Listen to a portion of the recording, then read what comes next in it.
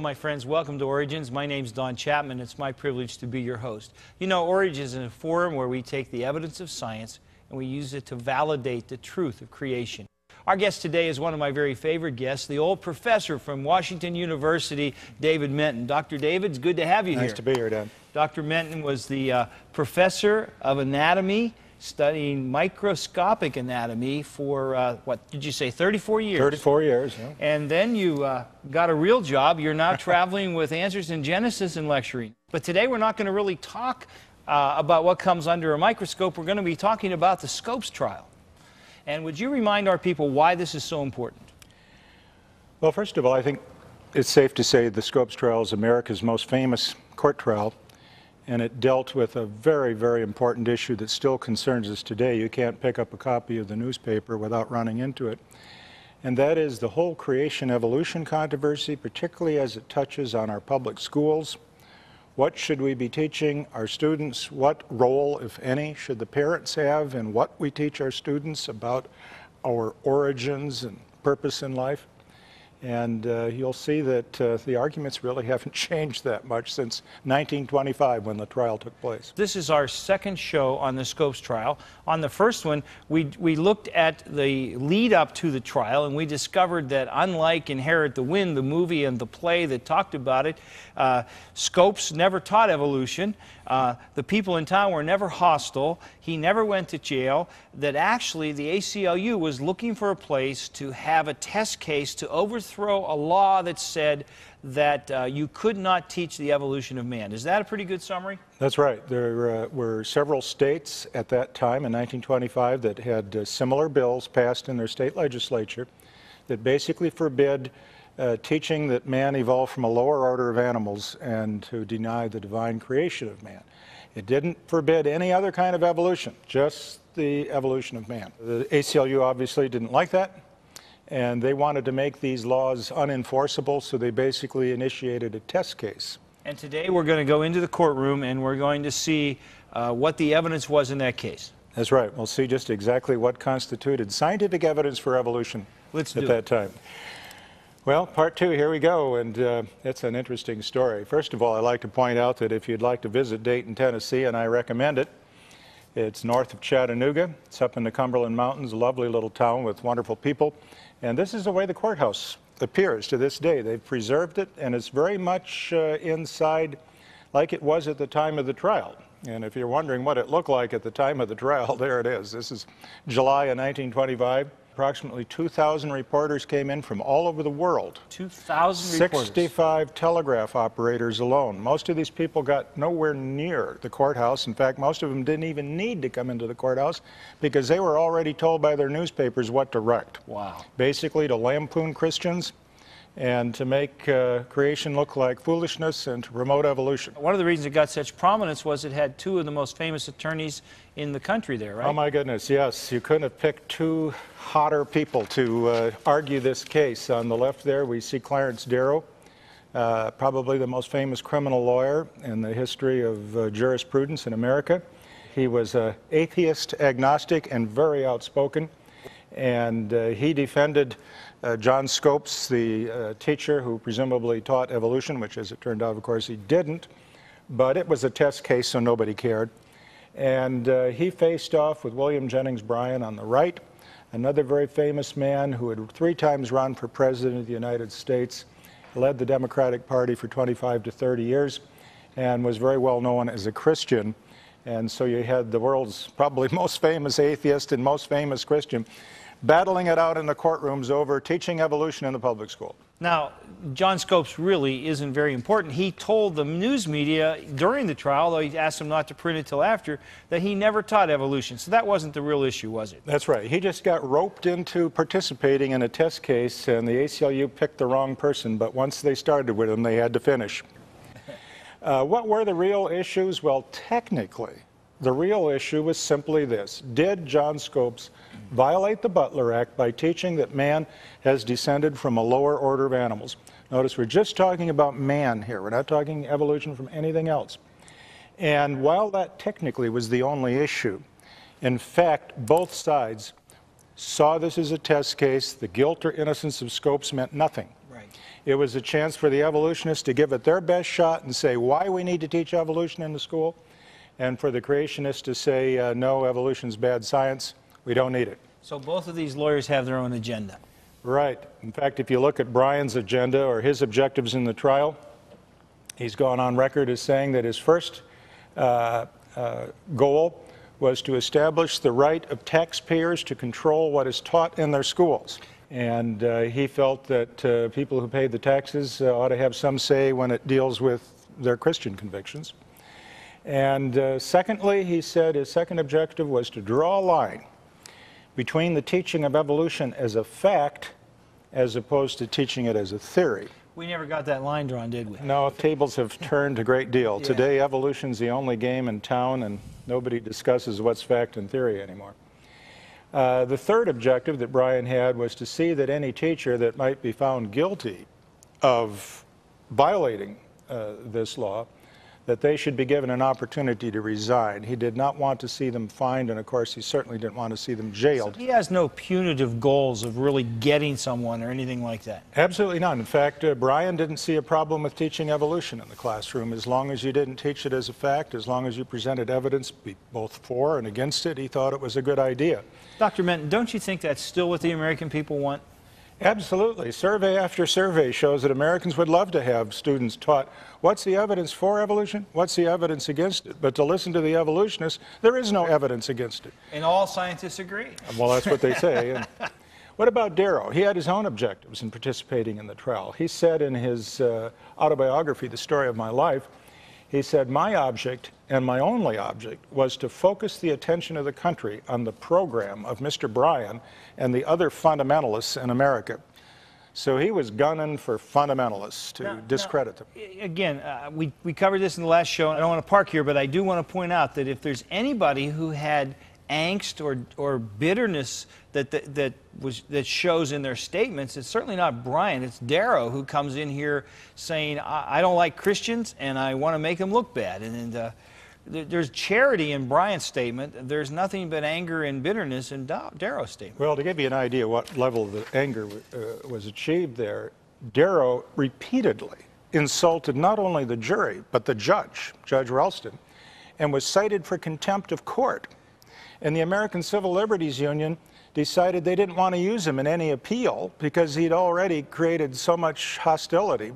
The World Council of Churches was fed up with him. I mean, they loved his liberal point of view, but he was so hostile to Christianity that they didn't let him play a role in the appeal of it. When I read some of the popularized atheists who are writing books defending evolution today, it's not their facts that wow me, it's the depth of their anger and vitriol that amaze me. Right, and speaking of facts, let's just look at what, in quotes, the facts are. Good. Here you see in the picture evolution.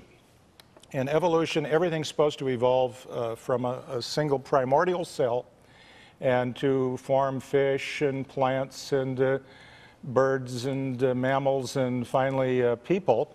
And all of this is supposed to branch out by a mindless, purposeless process of mutations and natural selection. Was this actual drawing used in the trial? No, this is a drawing that I just picked up out of the textbooks to give the basic idea of macroevolution. So it's the concept, not the actual drawing. Now, the evidence for this is very, very poor, and they knew that. Yes. So what they did is they took something for which we have very good evidence, and that's the development of human beings from a fertilized egg. They substituted that for evolution. Okay. And said, if we don't teach our students in the schools evolution, they will not know how the baby forms in the womb. Now, I know this sounds outrageous and that it's hard to believe, but let's actually look at how the defense, speaking first of the lawyers, equated embryology with evolution. Now, this is what we're talking about. What you're seeing in the picture here is an egg cell, not yet fertilized, okay. And when a sperm enters that egg, penetrates in, you have the chromosomes from the male and the female combined for the first time, and from that moment on, we call that conception. You have a new individual. Right. And that divides into 2 cells, 4, 8, arms, legs develop, baby emerges 9 months later, if everything goes to term. They tried to argue that this is what evolution is all about.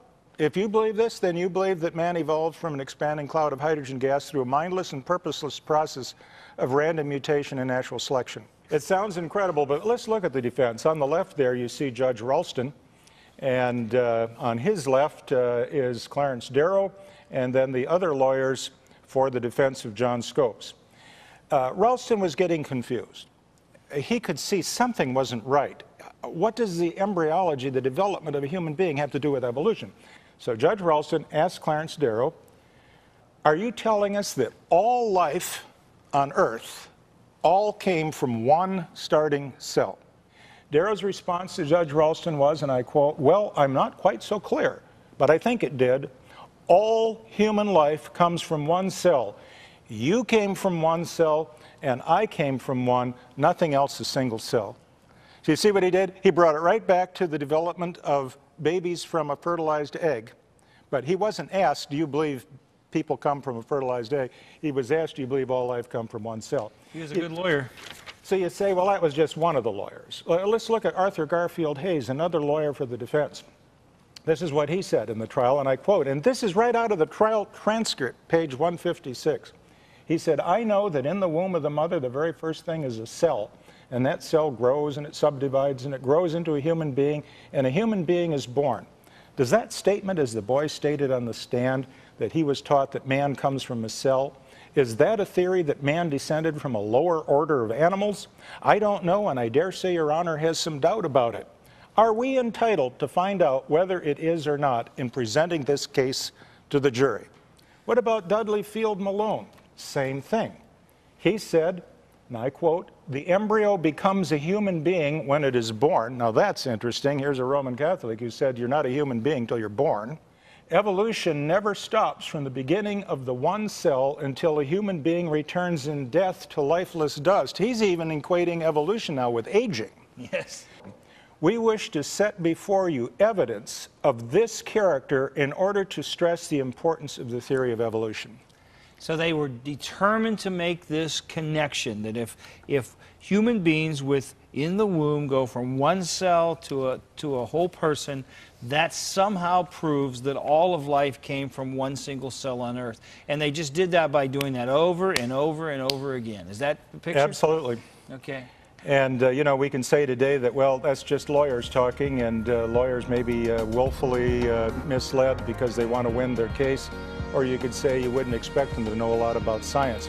But the question comes up, what about the experts? There were experts there. We've got to take a break, but you hold that thought. When we come back, we'll see what the experts had to say, so don't go away.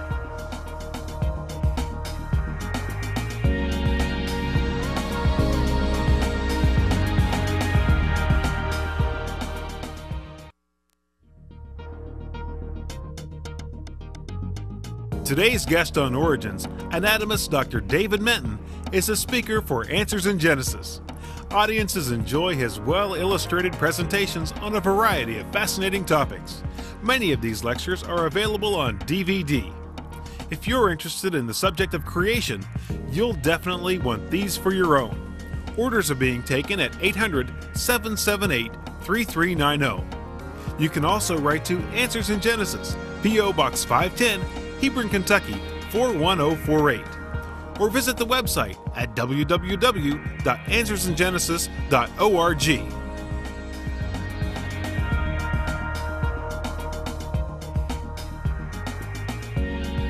We're back with Dr. David Menton, and we're talking about the Scopes trial. And Dr. Menton, when we went to our break, we were talking about the lawyers and how they took the study of embryology, how one cell develops in a womb into an entire human being, and somehow they equated that with all of life on Earth coming from a single cell. I don't get the connection, but it seemed to be working in the trial. But that's just lawyer talk. When we get the experts on the stand, did they bring any more viable evidence?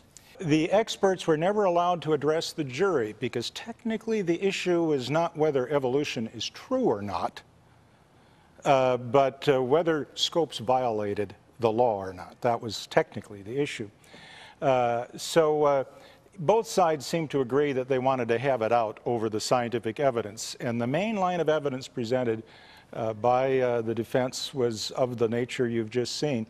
And even the experts, who, while they didn't testify to the jury, they put in deposition their okay. So it's evidence. written evidence submitted. That's right. And one of them spoke to everybody but the jury. And so this all went into deposition. To give you an idea where the scientific community went with this whole issue, let's consider one of the key players among the experts that you see here pictured. This expert is Dr. Maynard Metcalf. He was a professor at Johns Hopkins University. He was an expert on evolution, and he was first asked, "What are your credentials, Dr. Metcalf, for coming here and telling us about evolution?"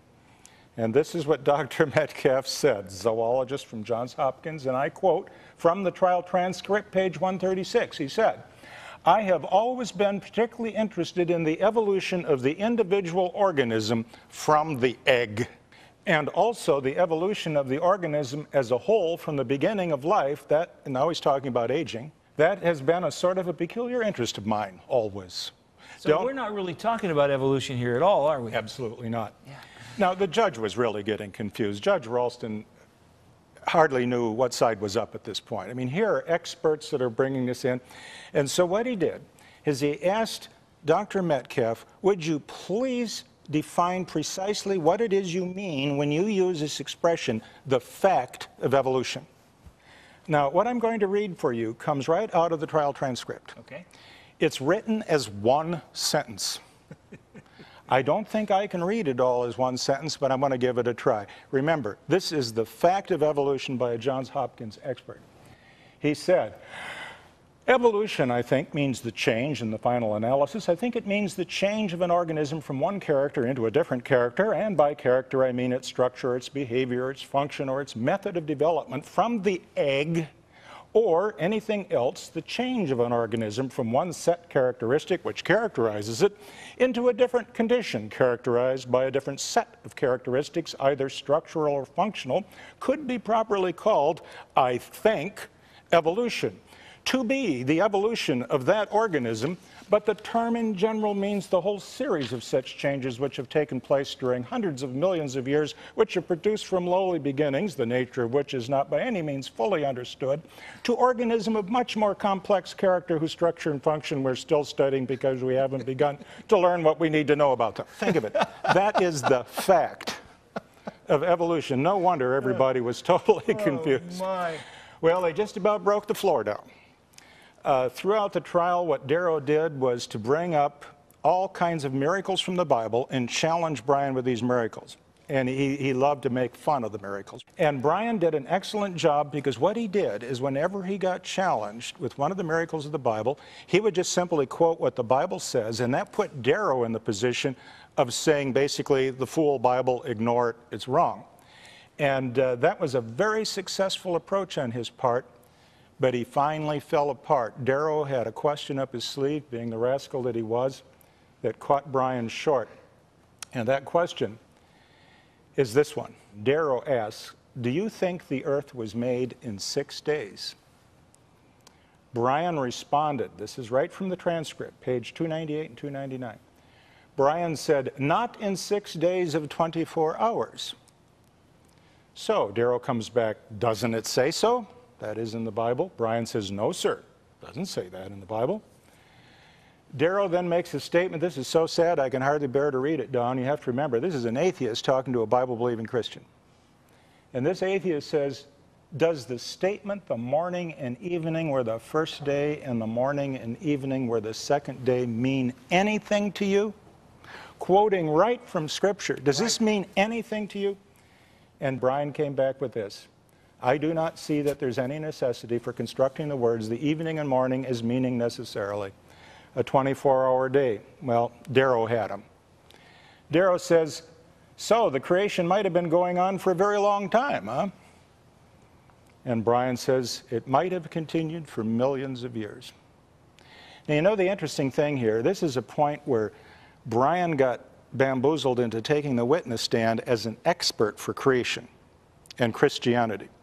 His co-counsel says, "Don't do it, Darrow will get you."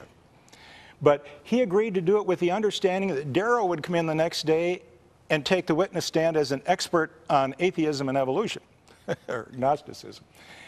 But Darrow came in the next day and instructed the court to find his client guilty as charged, he conceded his guilt, which brought the whole trial to the end, and he didn't have to take his turn on stage. But what he succeeded in doing, by getting Brian to capitulate on the days of the earth, he said, well, see, there you go. Science trumps the Bible. You don't have to take it at its word.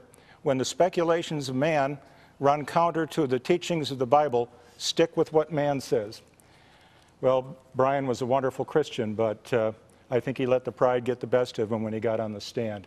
To make a long story short, Scopes was found guilty. He was fined $100. Imprisonment was never a provision of this bill. He was fined $100, and it was subsequently overturned because it was supposed to be the jury that decided the fine, not the judge. And finally, the whole Butler Act was thrown out in 1967 in the state of Tennessee. And today, just as in any other state, evolution is taught dogmatically in the public schools, and no one dare teach creation. Well, this is the last photo of William Jennings Bryan. It was taken on the day of his death. He died 5 days after the trial. He had been suffering from diabetes, which was largely untreated in those days. He'd even been hit by a car once as a pedestrian. He went around giving lectures, helped locate land to build William Jennings Bryan College in Dayton, Tennessee.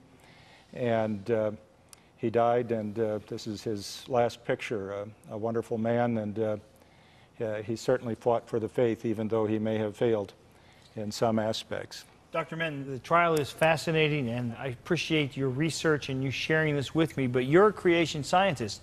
I want to put you on the stand, and I want to ask you the same question. Do you think the earth was made in 6 24-hour days?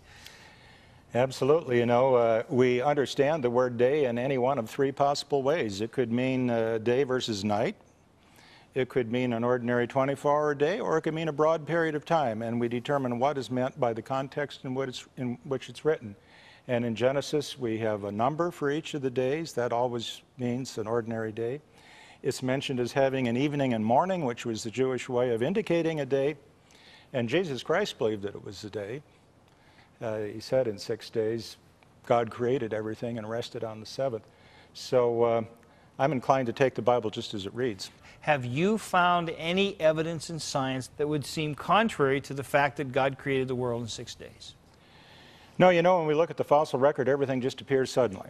Right. For example, take bats. They're a very unusual creature. Their legs are on backwards, their knees face to the rear rather than the front. They have very distinctive skull with grooves in to channel the sonar to navigate, by sonar to navigate. And when you look in the fossil record, the first bats you see are 100% bat. There is no such thing as a pre-bat. And that's typical of everything we see in the fossil record. So you're very confident that we have a God big enough, and we have evidence that validates the fact that we have a young earth and that God made it, as he said, in 6 days. Absolutely. You know, God doesn't need any time at all to create. In fact, back in the early Reformation, the time of Martin Luther, the issue wasn't that God took longer than 6 days. Many people are inclined to think he took less time, specifically 1 day. And the reason they believed that, he said, look, God doesn't need any time at all to create. He just speaks and it is. That's right. He's the creator of time. That's right. So he would arbitrarily assess a time, and everybody thought it would be more reasonable for 1 day rather than 6. I myself am not entirely sure why God dilly-dallied for 6 whole days. I don't care why he did. I just know he's big enough to have done it in 1 second, a millisecond, 6 years, or 6 million years. But the fact is, the record that God left it says he did it in 6 days, so I believe he did it in 6 days. Absolutely. You know, it's not an issue of what could God have done. It's what the issue is, what did he say he did? You know, I would just challenge you to put your faith in our God and in his word and trust him. And you'll find that science doesn't contradict that. It validates the truth.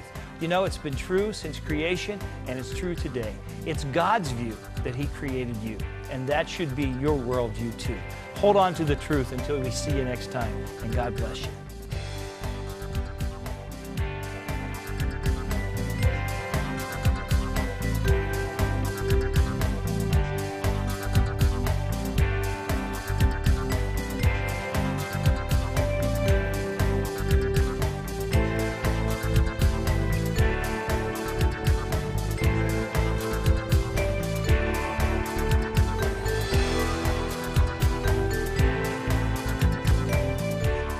Thank you for watching this edition of Origins.